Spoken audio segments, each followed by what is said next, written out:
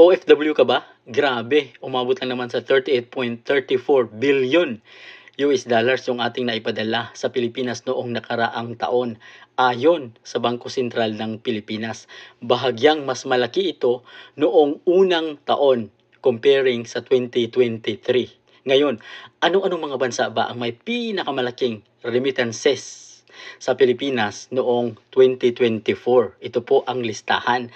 Makinig po kayong mabuti at tingnan nyo kung napasama ang inyong bansa.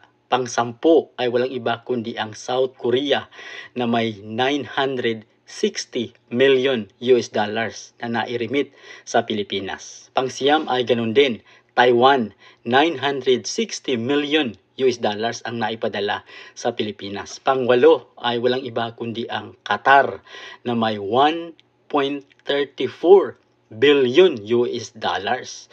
Pang-7 ay ang Canada na may 1.34 billion US dollars din. At pang-6 ay ang United Arab Emirates na may 1.65 billion US dollars. Pang-5 ay hindi magpapahuli dyan ang United Kingdom na may 1.84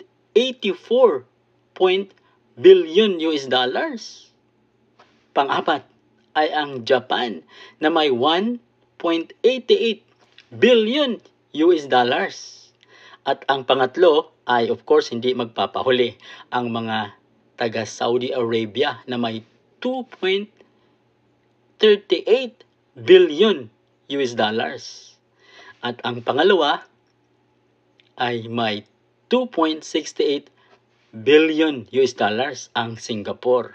Ngayon, anong bansa ba ang may pinakamalaking naipadala o nairemit sa Pilipinas? Walang iba kundi ang Estados Unidos na may 15.83 billion US dollars.